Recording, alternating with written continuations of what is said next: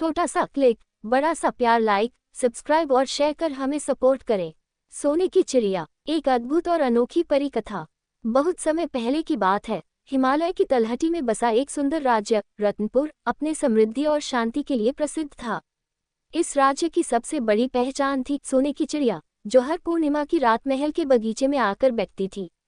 इसकी सुनहरी पंखों की चमक पूरे राज्य को रोशन कर देती थी और इसकी मधुर आवाज सुनकर हर कोई अपने दुख और तकलीफें भूल जाता था।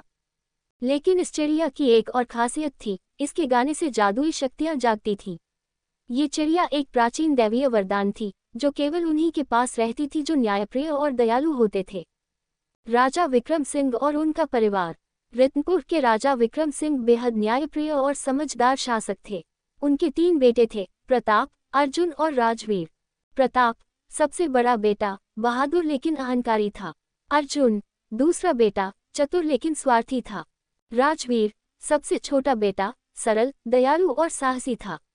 राजा की बेटी कविता भी थी, जो राज्य की सबसे बुद्धिमान और निर्भीक योद्धा मानी जाती थी। कविता अपनी तलवारबाजी और रणनीतियों के लिए प्रसिद्ध थी। सोने की चिड़िया का अपहरण। एक रात जब पूर्णिमा का चांद अपनी पूरी रोशनी में था, सोने की चिड़िया महल के बगीचे में आई। लेकिन उस रात कुछ अनहोनी हुई।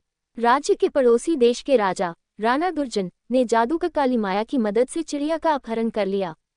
काली माया ने एक जादुई पिंजरा तैयार किया था, जो चिड़िया को बंदी बना सकता था। सुबह जब प्रजा ने देखा कि चिड़िया गायब है, तो पूरे राज्य में शोक छा गया। राजा विक्रम सिंह ने घोषणा की, जो कोई भी सोने की चिड़िया को वापस लाएगा, वही इस राज्य का उत्तराधिकारी बनेगा। यात्रा की शुरुआत। तीनों राजकुमार चिड़िया को ढूंढने के लिए निकले। प्रताप सबसे पहले निकला। वह घमंडी था और अपनी ताकत पर भरोसा करता था। अर्जुन उसके बाद गया। वह अपनी चतुराई और चालाकी पर भरोसा करता था। राजवीर सबसे अंत में गया, लेकिन उसके साथ उसकी बहन कविता भी थी। बूढ़ा साधु और जादुई तोता। रास्ते में तीनों राजकुमारों को एक बूढ़ा साधु मिला। उसने सभी से कहा, मैं प्यासा हूँ, क्या कोई मुझे पानी पिलाएगा? प्रताप ने उसे अनदेखा कर दिया और आगे बढ़ गया। अर्जुन ने सोचा कि साधु की मदद करने से उसका समय बर्बाद होगा, इसलिए वह भी आगे बढ़ गया। लेकिन राजवीर और कविता ने साधु को पानी पिलाया। साधु ने आशीर्वाद देते हुए कहा, तुम दोनों सच्चे और दयालु हो। ये जादुई तोता लो, ये तुम्हें रास्ता दिखाएगा और तुम्हारी हर मुश्किल में मदद करेगा। काली माया का जंगल। तोते के निर्देश पर राजवीर और कविता काली माया के जंगल पहुंचे। ये जंगल भूतिया और खतरनाक था। वहां उन्हें जादुई जंगली जानवरों का सामना करना पड़ा। एक आग उगलने वाला अजगर रास्ता रोककर खड़ा था, लेकिन कविता ने अपनी तलवारबाजी से उसे पराजित किया। राजवीर ने जंगल के पेड़ों में छिपे खतरनाक राक्षसी पक्षियों को तोते की मदद से शांत किया। काली माया का महल। जब वे काली माया के महल पहुंचे, तो वहां का दृश्य भयानक था। महल चारों तरफ अंधेरे जादू से घिरा था।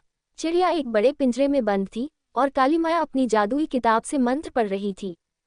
तोते ने उन्हें सलाह दी, काली माया को हराने के लिए उसकी जादुई किताब छीननी होगी। जब वह किताब से अलग होगी, उसकी शक्ति खत्म हो जाएगी। काली माया से मुकाबला। कविता और राजवीर ने योजना बनाई। कविता ने काली माया का ध्यान अपनी ओर खींचा।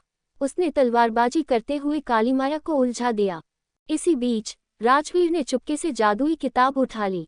जैसे ही किताब काली माया से दूर हुई, उसकी शक्तियां खत्म हो गईं। वह गुस्से से चीखती हुई गायब हो गई। चिड़िया की आज़ादी और दुर्जन का पश्चाताप। राजवीर और कविता ने पिंजरे का ताला खोलकर चिड़िया को आज़ाद किया। लेकिन तभी राणा दुर्जन अपने सैनिकों के साथ पहुंच गया। राजवीर ने बहादुरी से लड़ते हुए दुर्जन को हराया, लेकिन उसने दुर्जन को मारने के बजाय कहा, अगर तुमने अपनी गलतियों से सबक नहीं सीखा, तो ये दुनिया तुम्हें कभी माफ नहीं करेगी। दुर्जन ने अपनी गलती मानी और राजा विक्रम सिंह से माफी मांगी। राज्य में वापसी और नया अध्याय। राजवीर और कविता चिड़िया को लेकर वापस रत्नपुर लौटे। प्रजा उनकी बहादुरी देखकर बहुत खुश हुई। राजा विक्रम सिंह ने राजवीर को राज्य का उत्तराधिकारी घोषित किया, लेकिन कविता को भी सेना की प्रमुख बना दिया गया। सोने की चिड़िया फिर से हर पूर्णिमा की रात गाने लगी और उसके सुरों ने पूरे राज्य को खुशियों से भर दिया। कहानी का संदेश। ये कहानी हमें सिखाती है कि दया, साहस और बुद्धिमानी से हर मुश्किल को पार किया जा सकता है, और सही नेतृत्व केवल ताकत से नहीं, बल्कि सच्चाई और न्याय से होता है। समाप्त।